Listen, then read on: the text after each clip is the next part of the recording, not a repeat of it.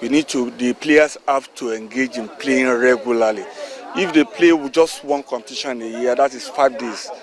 5 days, maybe probably they play 4 or 5 games in a year is too little. The main problem is you have to look for sponsor. Sponsor have to come out for the game and the performance to pick up. Algeria will fly Africa's flag in next year's Paralympics, but Nigeria will be seeking to end their dominance soon.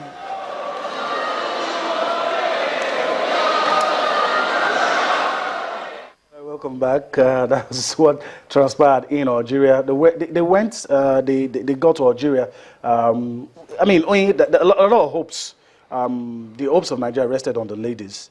And, you know, by the time I got to Algeria, they had already lost the semi-final. I know you were following. They already lost the semi-final to South Africa. It was really a painful loss because in the group phase, they've done well, beating almost all the teams.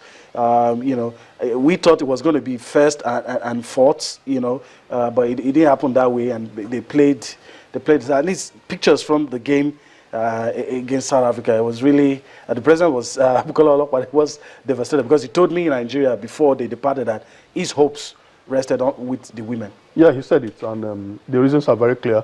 I think the women have better potentials. They have a lot of all their players together, unlike the men that the foreign professionals couldn't make it for the tournament. But I disagree.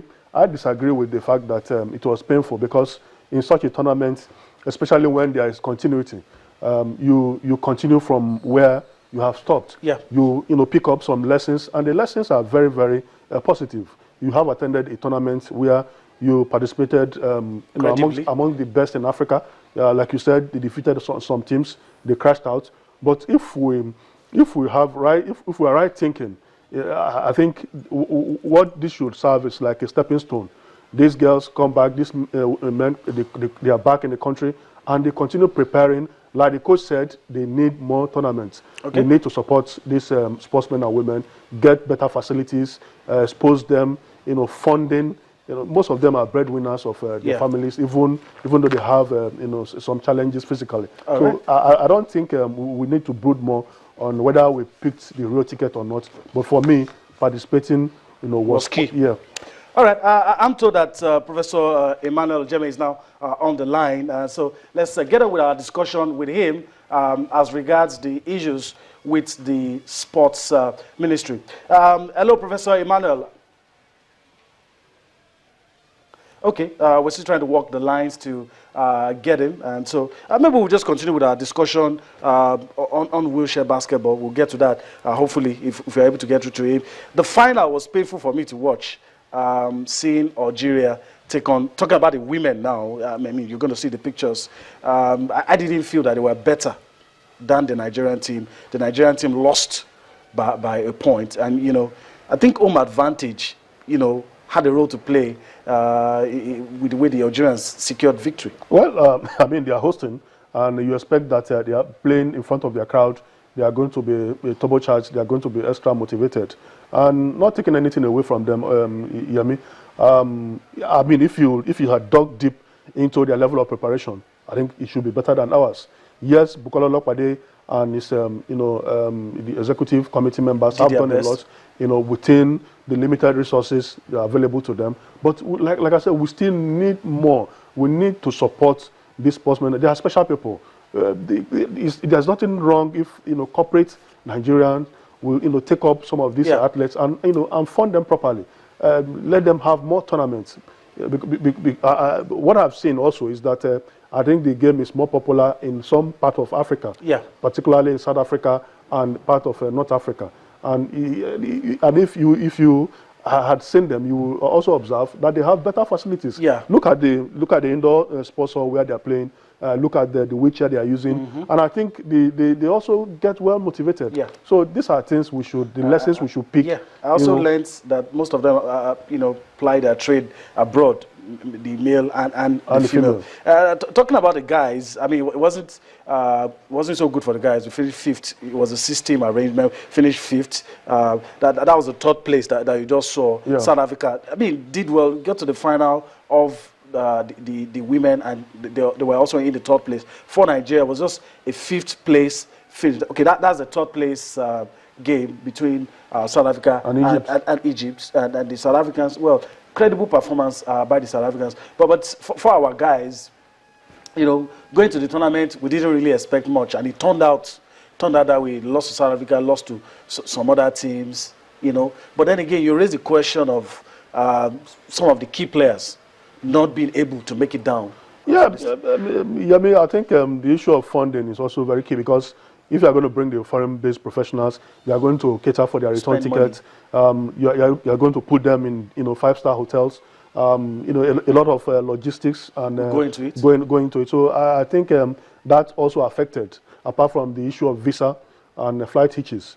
You know, so the federation they had to, you know, cope with the players available to them. So, like Olopade said, he really knew the issues, and he was not expecting a miracle from the guys, and it turned out that way. But going forward, I think, like I said, we need to fund these people. Well, you know, we need to fund them and not pay lip service. And not pay lip service. Yes, Victor Uche, former Speaker of Delta House of Assembly, has done so much, but he alone cannot do it. You know, it's capital intensive.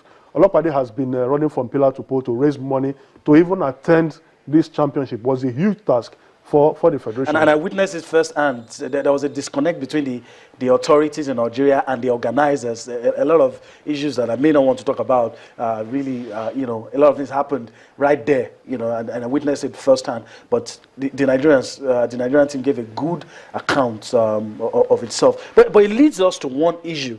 The Nigerian delegation told me that they will be seeking to end the dominance of Algeria.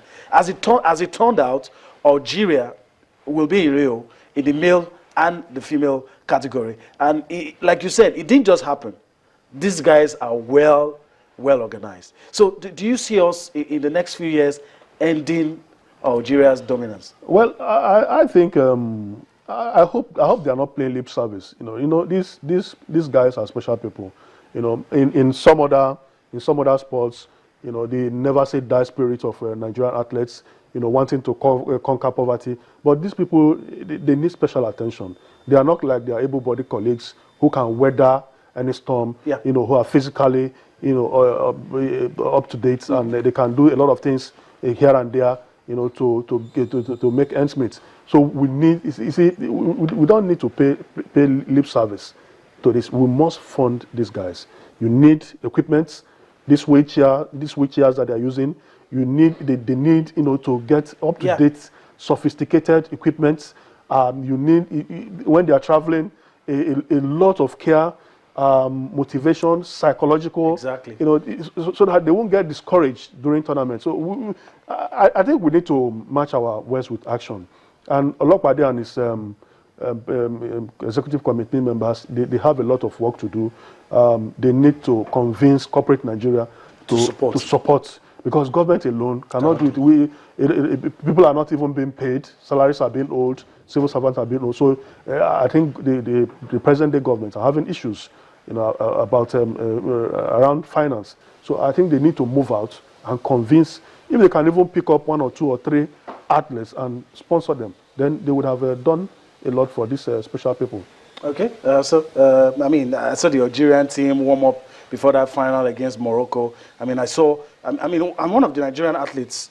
I mean, okay, this is it. One of the Nigerian athletes was jokingly telling the technical crew that you see, you know, it's not because these guys are better, it's because of the equipment that they have. You see the way they dance around with the ball, the movement. You know, someone complained to me earlier that some of these guys in the Nigerian, you know, some are using the normal wheelchair, but they didn't go to the competition with that. I'm just saying, if you practice with the normal wheelchair and you go to a competition, you are given the wheelchair for the tournament. You know, there's going to be a disconnect. Yes. And I think that's why these guys look so, I mean, they were doing very comfortable with very comfortable. Just look at it. They were doing it with ease. It didn't look like they were under pressure. And every game, even though some people will complain about home advantage, but I felt that they deserved whatever they got from this tournament. Yeah, I agree with you. I mean, I said it on Monday. I saw some of the wheelchairs too. I think I saw them over the weekend, and I also knew that it would be a miracle for, you know, for our sportsmen and women to do you know, to win the champion. You see, let